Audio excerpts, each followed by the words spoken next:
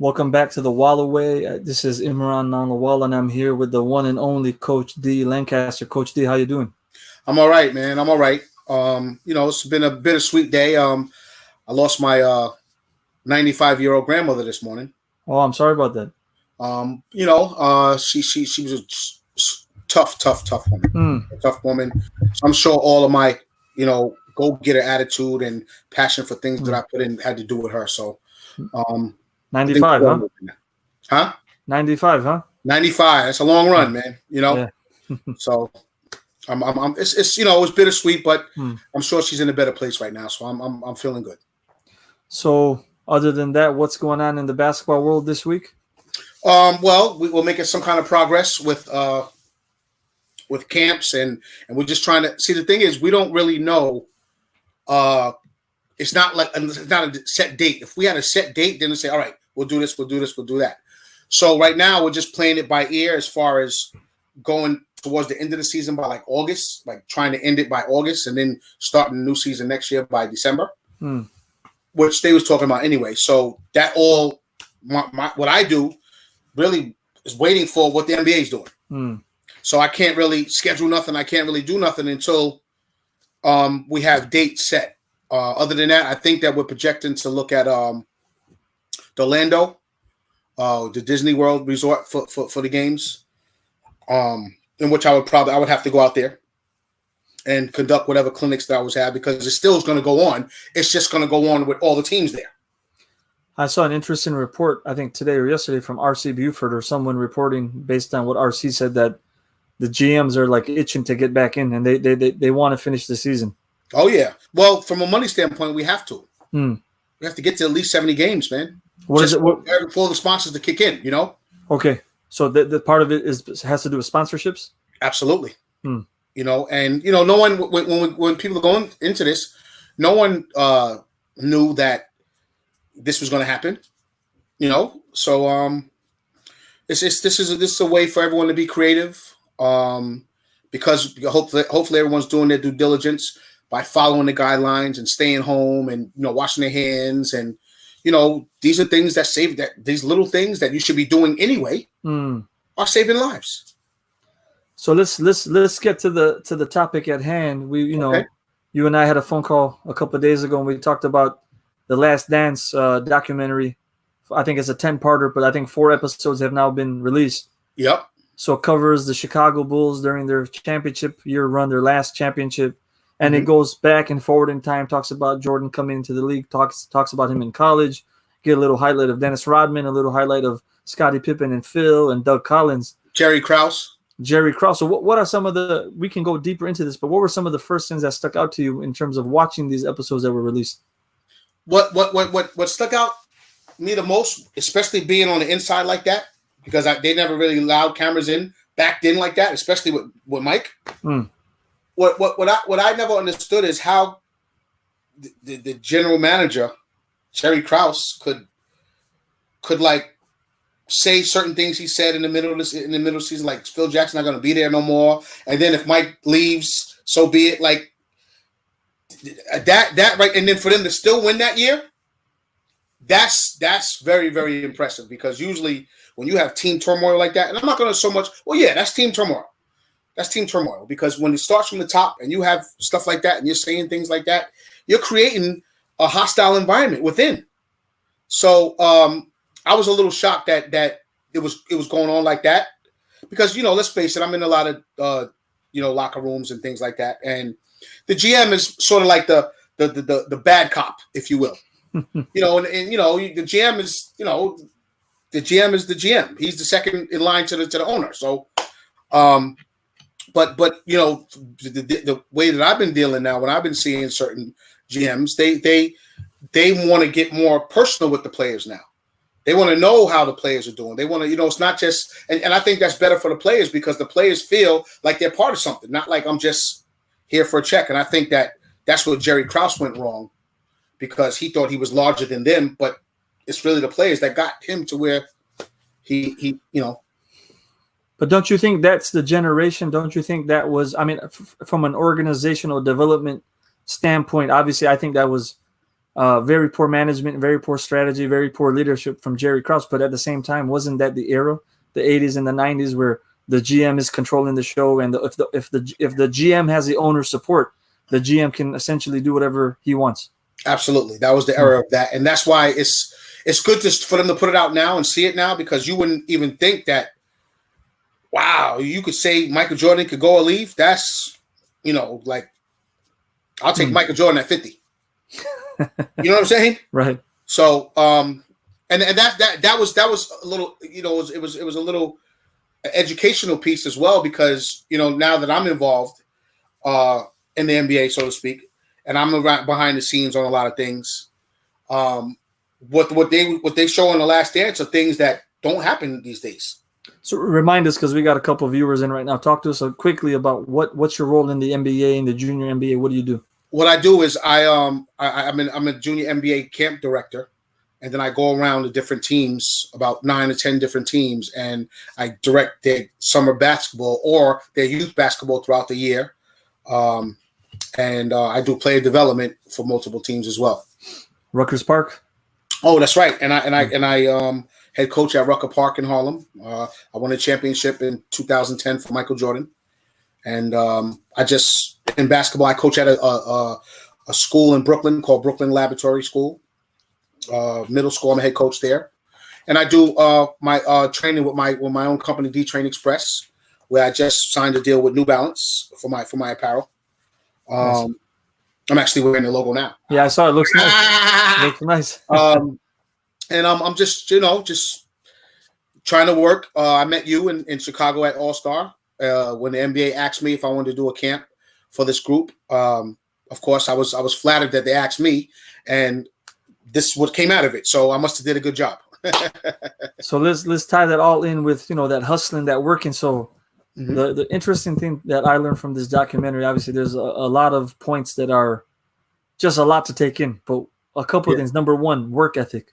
So when you look at MJ's work ethic, off the court training, and then the mindset, right? You hear his college coaches, you heard that clip from his brother and his dad talking about just that fire, wanting to be better than everybody. Yep. But in terms of the turmoil, you mentioned the Jerry Krause and Scotty not wanting to come back part of the last season, and Phil, them saying Phil's not coming back.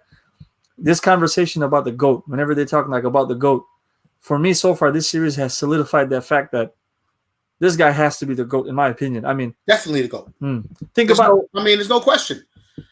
Think about the Dennis Rod. Just real quick, think about the Dennis Rodman part where he had that 24-hour, 48-hour vacation, and Michael's got that foresight that no, I'm chasing this guy down, and he did something he would never do. He goes, knocks on his door, is looking for him, because MJ has that knowledge that look, this guy might not be a scorer, but us winning a championship is heavily reliant on him. So So what were you going to say? Impressive.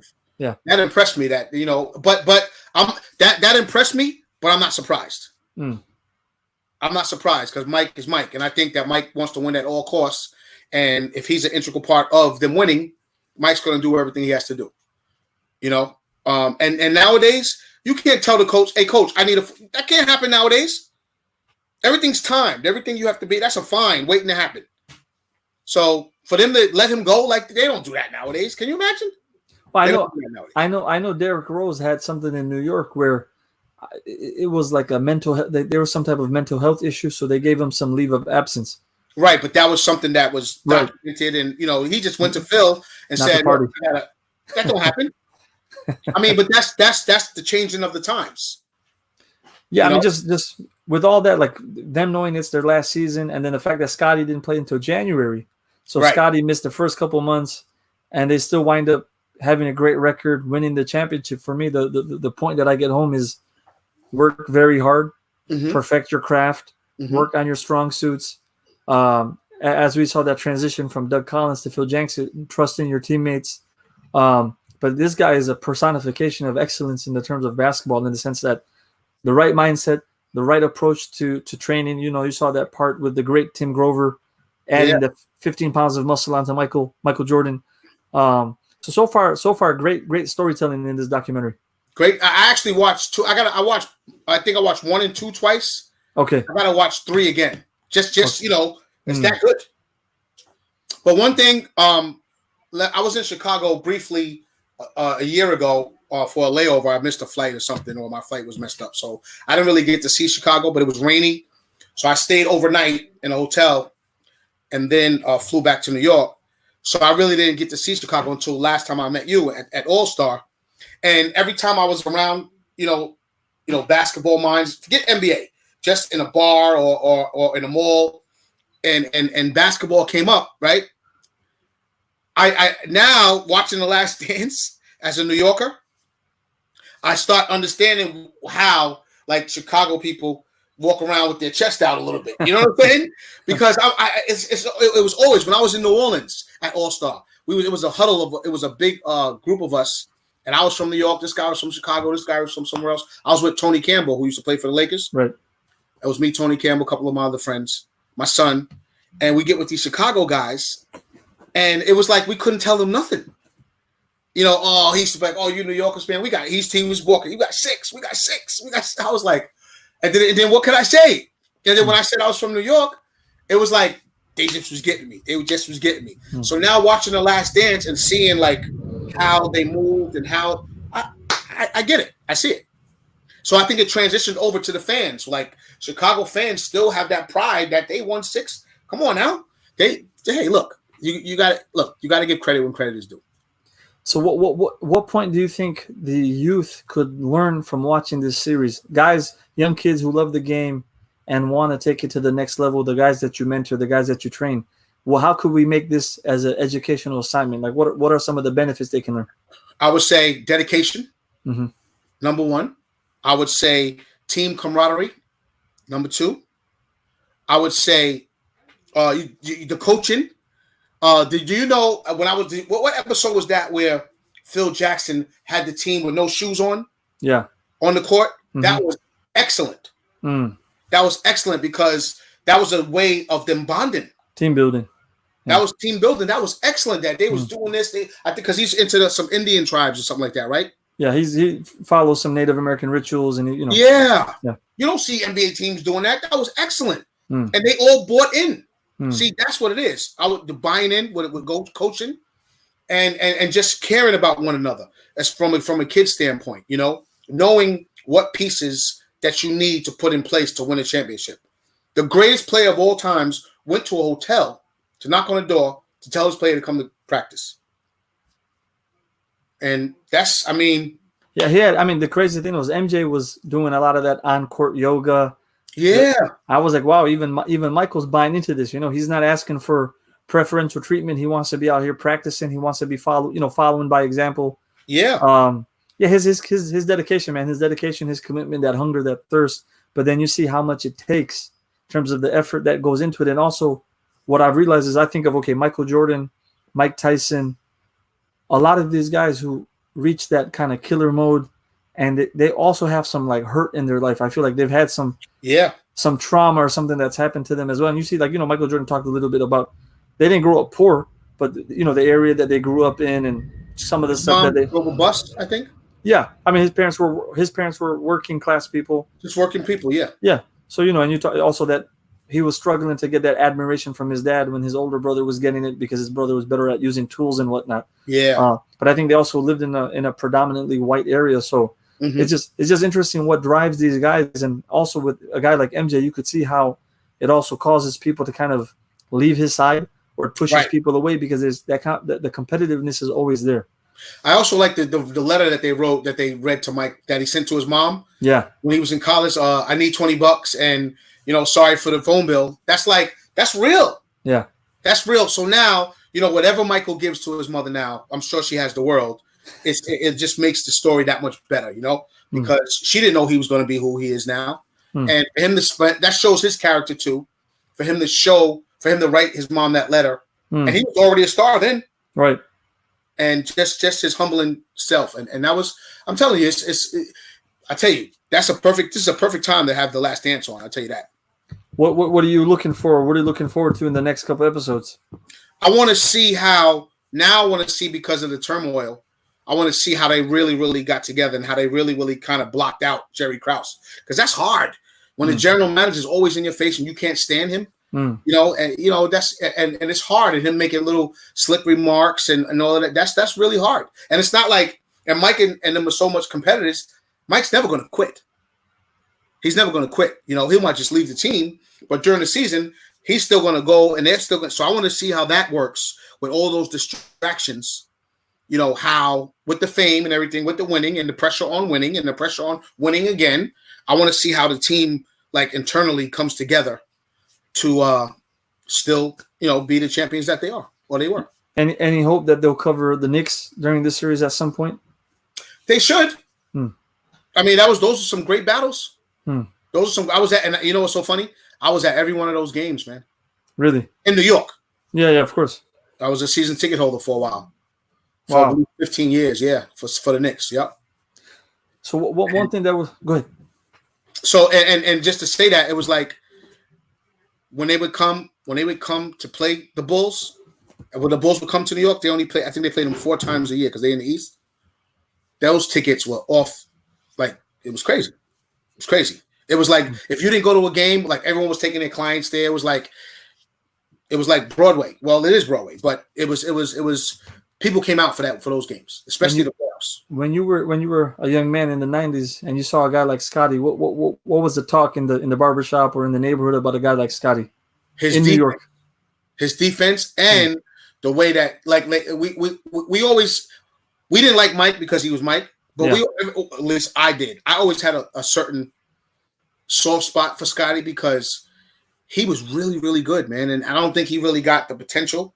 I mean, not the potential, the credit, notoriety that he should have because he was in Mike's shadow. Scottie Pippen that boy could play. He was a good player. So and then he was kind of the one who brought out that point forward thing. Right. So it was like, wow, look at him. Look at the way he's bringing the ball up and he can look over everybody and then he go down on that was big. That was big. Also, what brought Scotty, what gave me what brought me over the top with Scotty was when I'm not gonna say he locked Magic down because you can't lock Magic down. Right. But the defense, I mean, it wasn't even like it was the last 2 minutes of the game. 94 feet from the beginning. Nobody did that. But that Scotty in the hood, if you will, the barbershops and this and that and uptown and all that. You've seen Michael Jordan jerseys, but the ballers who like the grit and grind, there was a lot of Pippen jerseys, man. People wore Pippen jerseys because they were trying to recognize him, trying to say, we know who you, like the real ball player minds, the basketball heads. Scottie Pippen was that dude. Game respects the game. Yeah, and then that point forward thing took it over the top for me. What do you think? Like what? I mean, I don't remember this part very well, but when he went to the Rockets for that year, what happened? Why didn't it work? I think Scotty's. I think they looked at him. That wasn't the team Barkley was on, right? I think it was Elijah Barkley and Scotty, but I was young and I didn't. Obviously, they didn't have the NBA league pass. I think that was he was Scotty. Scotty was he got older, and it wasn't the same fit for him, because he was when you're playing with the greatest player of all time, it's kind of hard to adjust, man. Barkley's great, Elijah Wan's excellent, but I just think that it didn't gel right, and I don't think Houston gave it enough time. He didn't give it enough time. Maybe it was I don't think they gave it enough time. And what did you think about Scotty and the Trailblazers? That team was off the chain. I don't know what happened. That team was crazy. They had a good team. The Jailblazers, that's what they call them. Yeah, but oh my God, that team, they had talent from even the bench. Yeah, Stoudemire, Sabonis. Yeah. Bonzi Wells was a rookie then. They had a bomb squad. Bonzi Wells, Stoudemire, Sabonis, Rasheed Wallace. They had a great Scotty. Yeah. They had a bomb squad. Did they have Kersey too? I can't remember. He might have been a little bit before that, but they had a bomb squad. So you're looking. So my take is you're looking forward to these next 2 episodes that are going to be released. Yeah, and I just want to see how, at the end of the day, with like I said before, with all the turmoil, how they still internally, because that's a lot of pressure. How they made it, and I'm pretty sure that Michael was the one who kept it together. Of course. But I just want to see how that worked. I think he kind of took over when Jerry was there, but internally. There's always a leader on the team that only the players are going to listen to. It's like what you mentioned, man. In this era, nothing like that would exist, right? And I mean, the guys these days, we won't name any names, but they control the coach. Like, who's the coach? Exactly. Which players are you bringing in? Exactly. I heard even some of these guys can choose like the trainers and the assistant coaches and whatnot. Yep. So it's crazy to think if Michael Jordan had that power. Oh man, he probably. But see, let me say this: he's not a good. If he had that power, he wouldn't have called Magic and Bird to play with, though. Somebody put. And I'm not saying This is no knock on LeBron. Yeah, LeBron's LeBron. But Mike would have said, "No, I'm not playing with you. I want to beat you." Yeah, somebody put up a good meme. A good friend of mine put up a good meme about this. I can't remember exactly what it said, man, but it was something like, if you can't beat them, join them, or like come. Like Michael never would have done that. That's the point. Michael never would have done anything like that. Let's put it this way: the way that you could tell that teams, I'm not mentioning no names, but I will mention the team, and you could read between the lines and know what I'm talking about. The Cleveland Cavaliers, I don't know what year that was. They was number 1 in the division. Yep. Number 1 in the standings. Mm-hmm. And they fired the coach. Yeah. I mean, it's a different age, man. It's a different age. I mean, your exit interview is. Yeah, what's your exit interview like? You're number 1 in the East, but you gotta go. Like, I'm sorry, I could have done. I could have done better. I could have been more games ahead of the conference, maybe. Like, come on.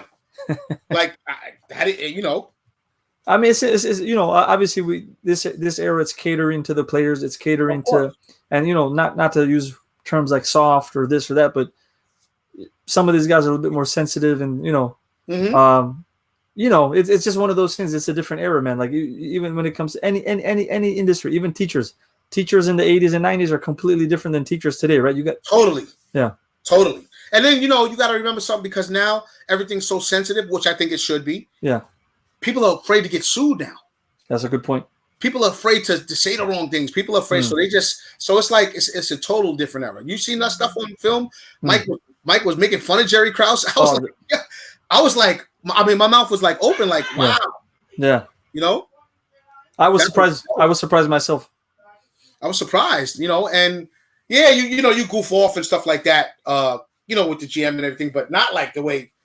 Nah, I've been in some spots where the GM walking in, the whole room gets silent. Yeah, I would imagine. I mean, that's the boss. Yeah, right. So in our closing couple of minutes, give us a little preview of what we're going to be talking about next week. Next week, remember I was telling you that I've been trying to get some special guests.